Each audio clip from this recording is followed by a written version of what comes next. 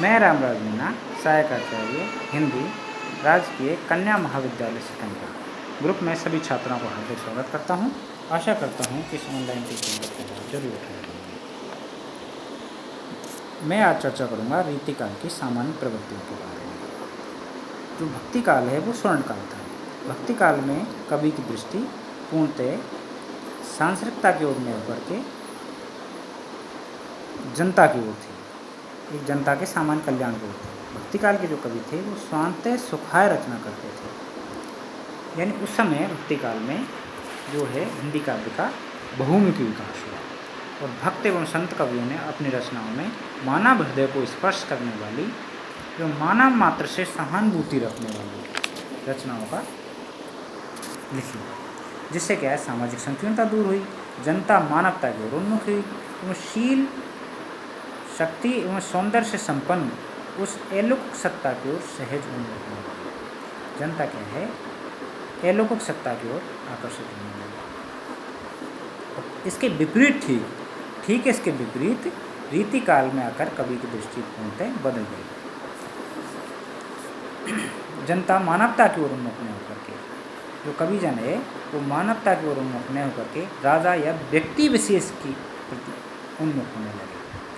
अलौकिक सत्ता के स्थान पर रूप गुण संपन्न नारी की ओर उन्मुख होने लगे। अलौकिक सत्ता के सौंदर्य का चित्रण न करके रूप गुण संपन्न नारी की कामोद्दिक चेष्टाओं, क्रीड़ाओं आदि के सौंदर्य का निरूपण करने लगे। आध्यात्मिकता से परान्मुख होकर सांसारिकता एवं विलासता के गीत गाने लगे। ईश्वर विभूति का विवेचन न करके मानवीय ऐश्वर्य एवं वैभव का गुणगान करने लगे। देवी कार्यों का चित्रण न करके काम क्रीड़ाओं में रत नर नारियों के व्यापारों को चित्रण करने लगे। ये कार्य रीतिकाल में, यानी सांसारिकता की ओर पूर्णतः उन्मुख हो गए। इतना अवश्य है कि इस युग में आकर ललित कला का अत्यधिक विकास हुआ। इतना अवश्य है कि इस काल में क्या हुआ, ललित कला का पूर्णतः विकास हुआ। मुगल शासकों की कलापूर्ण रुचि के कारण स्थापत्य, मूर्ति, संगीत आदि ललित कलाओं के साथ साथ काव्य कला भी अपने चरमोत्कर्ष पर पहुंची और काव्यात्मक जो अभिव्यक्ति है वो पहले से अधिक सूक्ष्मता, गहनता, प्रांजलता एवं चमत्कारप्रियता के दर्शन होने लगे। इस युग में है, इस प्रवृत्तियों का जो चरमोत्कर्ष पाया जाता है वो बिहारी में पाया जाता है। तो रीतिकाल की सामान्य प्रवृत्तियाँ हैं जो ये है। एक तो राजाश्रय, मतलब कवि राजाश्रय में रहते थे। रीतिकाल के सारे कवि थे वो किसी न किसी राजा के दरबार में रहते थे। एक सांसारिकता को उन्मुख थे सभी कवि थे वो सांसारिकता की ओर उन्मुख थे। एक विलासता में थे पूरे, कामुकता, नायिका भेद, नक्षक, संयोग वर्णन, वियोग वर्णन, ऋतु चित्रण, भक्ति एवं नीति का निरूपण और अलंकार प्रयोग, ये मुख्य गुण रीतिकाल में पाए जाते हैं। राजाश्रय, सांसारिकता, विलासता, कामुकता, नायिका भेद, नक्षक, संयोग वर्णन, वियोग वर्णन, ऋतु चित्रण, भक्ति एवं नीति का निरूपण और अलंकार प्रयोग। तो हम एक एक का के बारे में चर्चा करेंगे। तो पहली जो विशेषता थी रीतिकाल की सामान्य प्रवृत्तियाँ वो थी राजाश्रय, यानी सारे कवि किसी राजा के दरबार में रहते थे। कभी बिहारी मिर्जा राजा जयसिंह के दरबार में रहते थे। तो राजाश्रय रीतिकाल में कवि न तो निर्जन प्रदेश, न तीर्थ स्थान या गिरिकंदरा या देव मंदिर में रहना पसंद नहीं करते। वो उनकी माता सरस्वती सिर धुनकर पश्चाताप करती थी, क्योंकि वो कभी कहाँ रहते थे, वो तो सामंतकालीन वातावरण से पालन पोषण होने के कारण राजा महाराजाओं से सुसज्जित महलों में रहना अच्छा समझते थे। इनका जो लालन पालन हुआ था वो ज़्यादातर सामंतकालीन वातावरण में हुआ।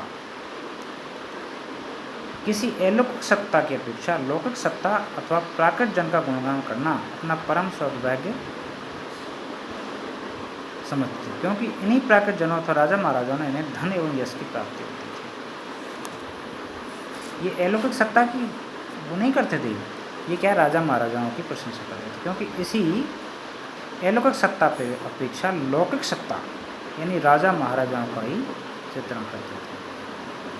उनके दरबार में आकर ही इनकी प्रतिभा प्रस्फुटित होती थी और उनके समीप रहने पर ही इनकी वाणी का श्रृंगार होता था। उस समय कोई कवि किसी राजा के राजश्रय में न रहकर साधारण जनता के मध्य निवास करता हुआ कुछ रचना करता था तो उसे न तो समाज में आदर प्राप्त होता था न ही धन और ऐश्वर्य की प्राप्ति होती। यानी भक्ति काल की तरह अगर कोई राजा कहीं राजाश्रय में नहीं रहता था और मान लीजिए ऐसे सामान्य जन के बीच में रहता तो उसकी जो कविताओं को ना तो कोई आदर था समाज में, ना ही उसको धन और ऐश्वर्य की प्राप्ति होती थी। यानी धन ऐश्वर्य तो तभी मिलता था जब किसी राजा के दरबार में रहता, उसमें राजा ही तो असर भी देता था उन्हें।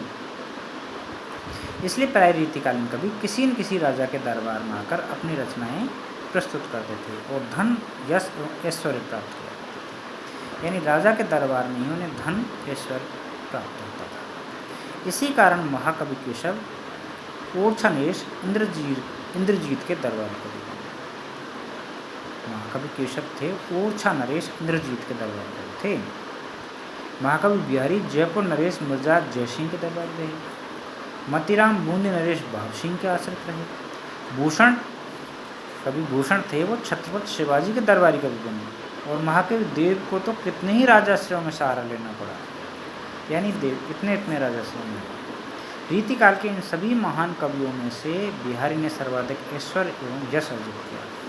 कहा जाता है कि बिहारी को उनके प्रत्येक दोहे पर एक एक असर प्रति होती थी और उनके छोटे छोटे दोहों को सुनकर सभी कला मर्मज्ञ एवं सहृदय दरबारी जन गदगद हो जाते थे। यानी सबसे ज़्यादा धन ऐश्वर्य मिला था वो बिहारी को मिलता था। इसका कारण यह था बिहारी ने एक जो लिखा था, नहीं पराग नहीं मधुर वधु नहीं विकास ही काल अली कली सुही मिलो आगे कौन हवार। इस दोहे ने कामाशक्त राजा जयसिंह पर ऐसा जादू डाल दिया कि वो काम क्रिया छोड़ करके राजकाज देखने लगे।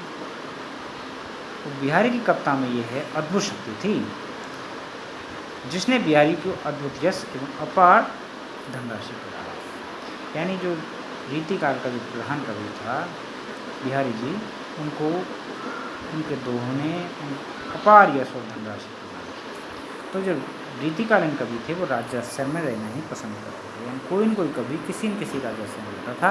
अगर कोई कवि राजाश्रय में नहीं रहता था तो उसे न सम्मान मिलता था ना ही उसे ऐश्वर्य। तो रीतिकाल की जो दूसरी सामान्य प्रवृत्ति है वो है सांसारिकता। यानी ये भक्तिकालीन कवि तो क्या थे, सामाजिक दास्ते के शिकंजे में फंसे हुए थे। भक्तिकालीन कवि क्या थे, राजनीतिक दास। जो भक्तिकालीन कवि थे वो राजनीतिक दास्ता के शिकंजे में फंसे हुए थे। हालांकि उनके हृदय में आध्यात्मिकता के अभाव सदैव देवतना रहती थी, किंतु रीतिकालीन कवियों के हृदय से यह आध्यात्मिकता सदैव के लिए लुप्त हो गई।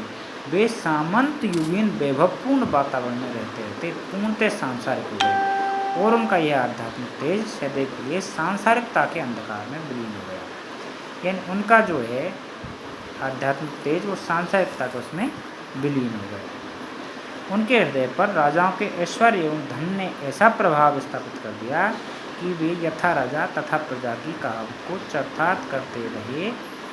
दिन रात सांसारिक भोगविलास, ऐश्वर्याम, काम क्रीड़ा, नारी सौंदर्य, कामी जनों के गूढ़ातिगूढ़ रहस्यों, नारियों के हाव भावों आदि के चित्रण में ही लीन रहने लगे और उनके काव्य द्वारा पर्याप्त धनोपार्जन भी करने लगे। इस दिशा में बिहारी ने सर्वाधिक ख्याति प्राप्त की। उनकी कविता सांसारिकता से सभी तत्वों से परिपूर्ण है, क्योंकि उसमें उस परम सत्ता के रूप सौंदर्य के स्थान पर नायिकाओं के अंग प्रत्यंग का सौंदर्य चित्रण मिलता है।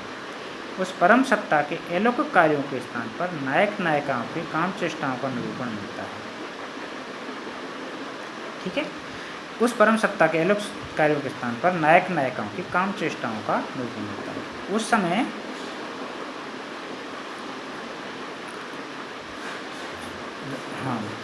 इसलिए बिहारी के आध्यात्मिकता के स्थान पर सांसारिकता का वर्णन मिलता है। जहाँ कहीं बिहारी के भक्ति संबंधी दोह के अंतर्गत थोड़ी बहुत आध्यात्मिकता दिखाई देती है, वह केवल राधा कृष्ण के सुमिरन का बहाना है। इसलिए बिहारी ने सर्वत्र अपने राजाश्रय दाता एवं रसिक जनों को रिझाने का तत्व और कुछ नहीं कहा। ये दूसरी सामान्य प्रवृत्ति। तीसरी प्रवृत्ति है विलासता। तो आज दो ही प्रवृत्तियों के बारे में चर्चा करेंगे। धन्यवाद।